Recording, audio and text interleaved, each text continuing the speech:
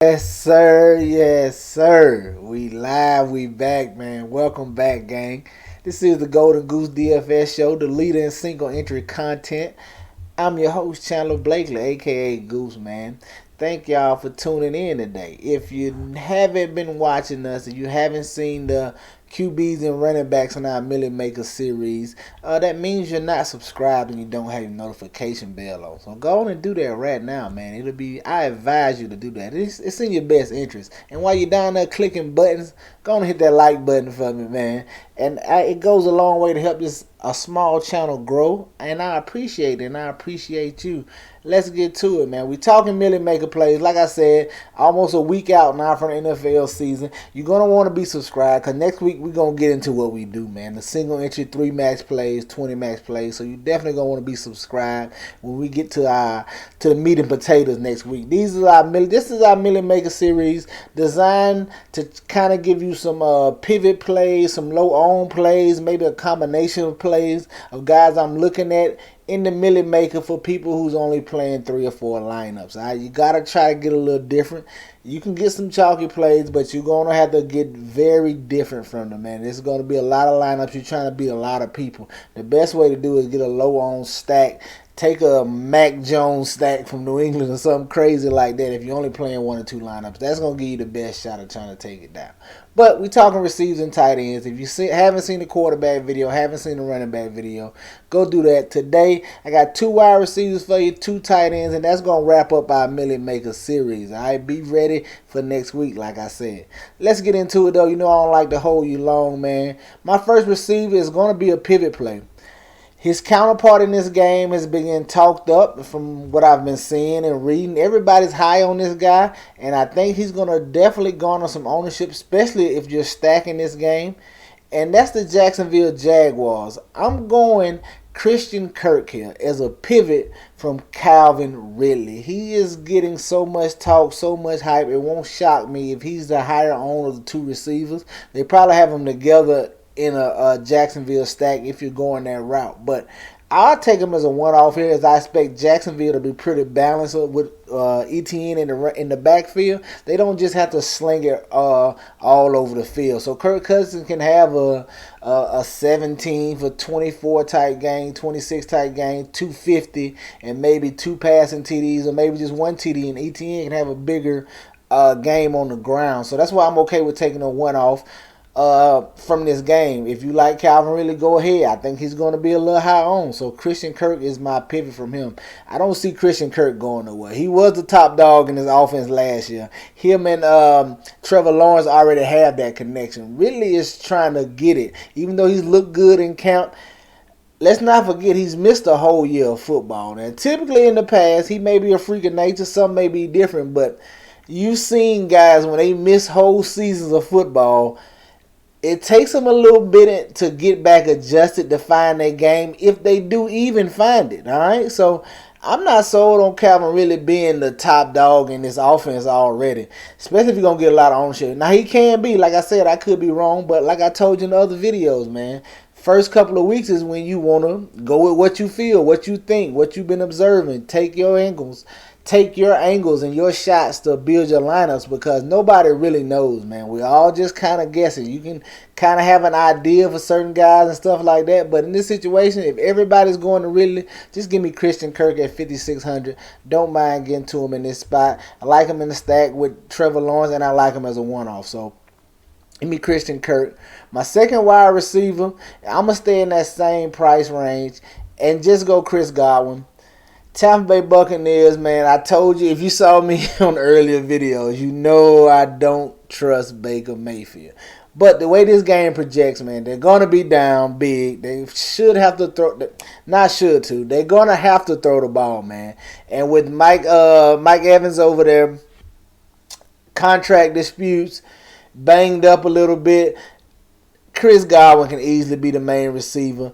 If Baker Mayfield can get lucky on a deep ball and hit him with one, he can potentially have a big game. But even if Baker can't find his deep ball, Chris Godwin's the type of explosive player that can take a slant, get a little screen pass or something, and take it to the house. So he's not solely reliant on the deep ball.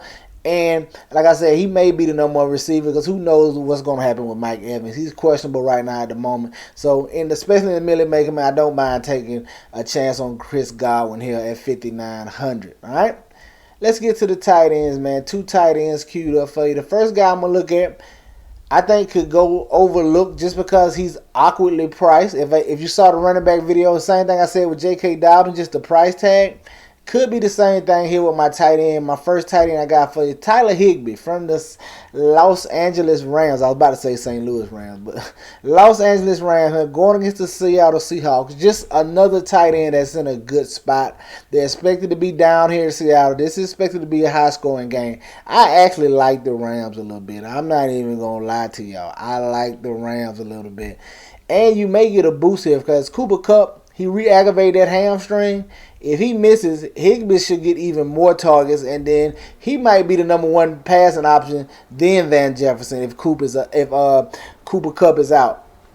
I like Tyler Higbee there. He's going to be involved regardless of whether Kupp plays or not. Kupp actually is going to help him. It's going to open up things for Tyler Higbee there, but Kupp and Higbee is going to be his top 2 targets. If Kupp is out, Higbee is probably be his number 1 target in the passing game. And Stafford is a very capable QB, so I like getting the Tyler Higbee right here. 4,800 is some tight ends priced around him that people are going to like more. That's why I think will keep his ownership down, and people are not going to really want to play the Rams after how they looked last year. People are going to forget all about they was banged up, injured, playing hurt. Be that as it may, man, I like Sean McVay. I think he can draw it up. I like some of the weapons they got over there. I like the Rams here, the sneaky offense. You can put them in your Millie Maker as well, all right? But give me Tyler Higbee here. Like I said, 4,800. Guys might try to go to Evan Ingram right here in Jacksonville stacks. They're going to get up the Hockenson and the Andrews. You know the top guys are going to draw ownership. And then it's normally, tight ends normally go like this. You're either paying up or people drop down and just try to get the cheap options. People really don't hang out in the middle, the mid-tier pricing on tight ends. So that's one reason I think Higbee ownership could be down in this spot amongst the other things. So I like Tyler Higbee here at 4,800. And then my next play for you, we're going to stay right here in the nation's capital, man. I'm looking at Logan Thomas from the Washington Commanders. Got him right here at 3,200. Listen. First of all, they playing the Arizona Cardinals. That's going to be the NFL version of a homecoming team this year. I believe they tanking. They finna try to get Caleb Williams. They ain't, whatever that may be. They going to be terrible. You get the Washington Commanders coming here with a new OC, Eric Bieniemy, who is, I think, anxious to show and prove what he can do. So even though they capable of running the ball well, if Sam Hay, I don't know how he looked good in preseason. I don't know how confident they are in him, but if they're confident in him, I can see them throwing a little more, man. Especially with Bieniemy trying to showcase himself in his offensive prowess. So Howard was a decent quarterback, and Bieniemy just left the Chiefs. Our offense, he was a OC in the offense that uses the tight end heavily. So coming here with Logan Thomas, who's a very capable tight end, I think he can see a few more opportunities right here. I'm looking for him to get some shots in this game.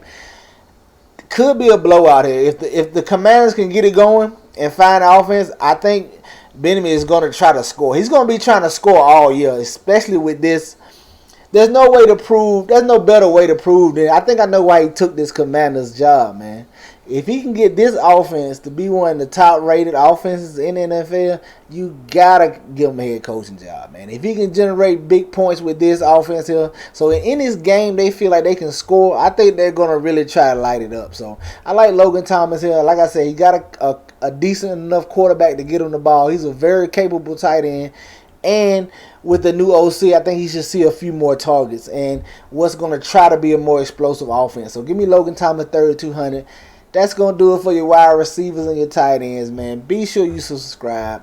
Y'all know the motto. Chances make champions. Y'all green up. I see y'all next week. Let's get to it. I'm ready.